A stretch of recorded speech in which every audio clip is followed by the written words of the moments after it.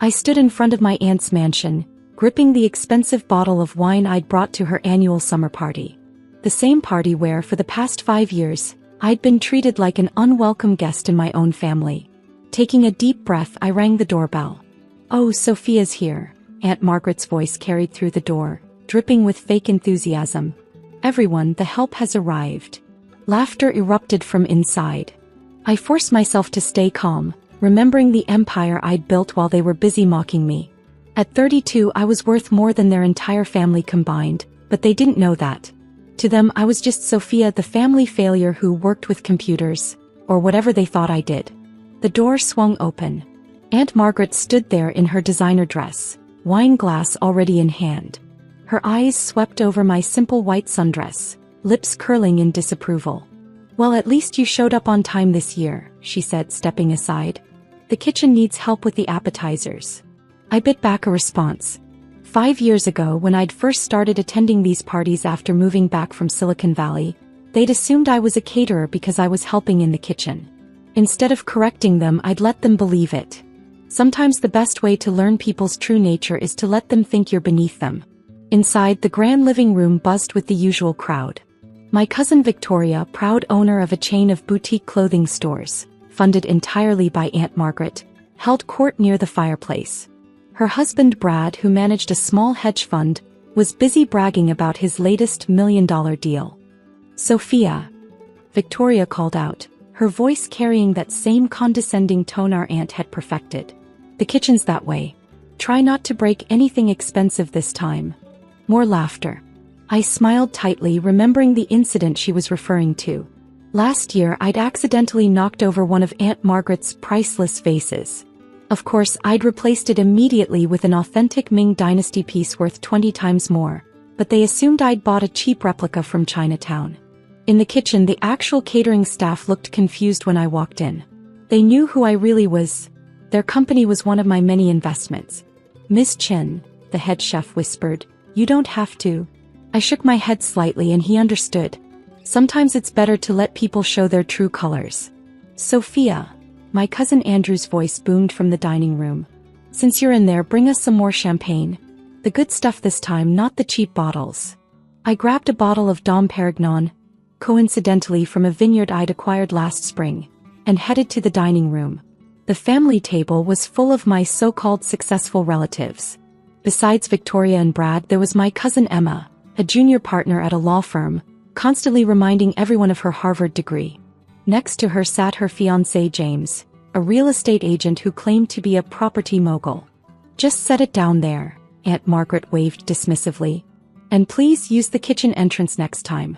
The help doesn't need to parade through the main house." I placed the bottle on the table, noting how my aunt's expensive watch was actually a knockoff. I could tell because my company had recently bought the authentic brand. "Actually," I said quietly, "I was hoping to join." "Oh honey," Victoria cut in, her voice syrupy sweet. "There's no room at this table for, well, you know. The kitchen staff usually eats in the back. I'm sure they'd love your company. Besides," Emma added, adjusting her fake Cartier bracelet, "we're discussing investment opportunities." "Nothing you'd understand." James nodded smugly. "I just closed a deal on a luxury apartment complex downtown. 20 million in financing." He puffed up proudly. "That's the kind of business we handle at this table." I almost laughed. The luxury complex he was talking about was actually owned by one of my shell companies. We'd let him broker the deal because his commission would barely dent our profits. "Of course," I said softly. "I'll just go back to the kitchen then." "That's right," Aunt Margaret smiled condescendingly. "Know your place, dear. Not everyone is meant for success." As I turned to leave, my phone buzzed. The caller ID showed Harrison Blake, my wealth manager. I usually ignored calls during family events, but this one was important. "Excuse me," I said, stepping aside. "I need to take this." "Really?" Victoria rolled her eyes. "Taking personal calls during work? How unprofessional." I answered the phone, putting it on speaker deliberately. Harrison's crisp, professional voice filled the room. "Miss Chen, your portfolio restructuring is complete. The new value after this morning's tech acquisition is just over $200 million. Would you like me to proceed with the European market expansion as discussed? The sound of shattering glass made me turn. Brad had dropped his champagne flute, his face pale as a sheet. The entire table had frozen, forks suspended midair, mouths hanging open. Yes, Harrison, I replied calmly. And how's the new acquisition looking? The luxury apartment complex downtown? Already generating 15% above projected revenue. Would you like me to send the full report to your private jet? I know you're flying to Singapore tonight for the board meeting. Aunt Margaret's face had turned an interesting shade of purple. Emma was gripping her fiancé's arm so hard he winced. Victoria looked like she'd seen a ghost. I ended the call and turned back to the table, allowing myself a small smile. Now, about that investment discussion, shall we talk about real business? The silence that followed felt eternal. I could almost hear their mental calculators whirring, desperately trying to process that the help they'd banished to the kitchen was worth more than their combined net worth multiplied by 10. Aunt Margaret recovered first, her social conditioning kicking in. Sophia, darling. She stood up, arms outstretched. Why didn't you tell us? We've been so worried about your career choices. I sidestepped her attempted embrace. Have you? I recall last Christmas you told everyone I was playing with computers while Victoria was building a real business. Victoria's face flushed. Her boutique chain had just filed for bankruptcy protection, not that she'd told anyone yet. I knew because my investment firm had declined her desperate plea for funding last week. But surely you understand, Emma jumped in, her lawyer instinct sensing danger. We only wanted what's best for you. All those times we tried to help. Help. I couldn't hold back a laugh. Like when you offered me a job as your legal secretary. Or when James here promised to teach me about real estate by having me file his paperwork. James shifted uncomfortably, probably remembering how he'd mansplained property values to me last month. If he'd bothered to check, he'd have known I owned half the commercial real estate in downtown. Now, Sophia, Brad attempted his hedge fund manager voice, let's discuss this rationally. Perhaps we could explore some investment opportunities. Like your fund's recent attempt to acquire Microtech Solutions? I interrupted smoothly. Interesting pitch. Unfortunately, my company outbid you yesterday. The paperwork should be finalized tomorrow. Brad's face went pale. That acquisition would have saved his struggling fund. He'd been bragging about it all evening. My phone buzzed again. This time it was my executive assistant. Miss Chen, your helicopter is ready on the rooftop. The board in Singapore moved the meeting up an hour. Thank you, Claire. I'll be there shortly. I turned back to my stunned relatives. I should go. Unlike some people's business ventures, mine actually requires attention. Wait. Victoria grabbed my arm. You can't just drop this on us and leave. We're family. I gently removed her hand. Family? Let's talk about family. I pulled out my tablet, opening a folder I'd kept for years. 2018. Aunt Margaret tells everyone I'm embarrassing the family name by leaving my tech job to start my own company. 2019.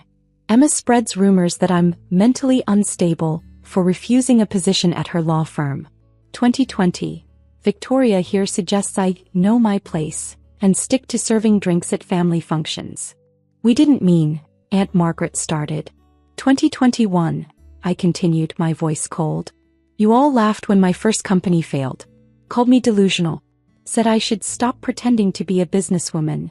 Not one of you knew that failure taught me exactly what I needed to build my empire. But that's in the past, Emma pleaded. We're different now. Are you? 10 minutes ago, before that phone call, where did you want me to eat?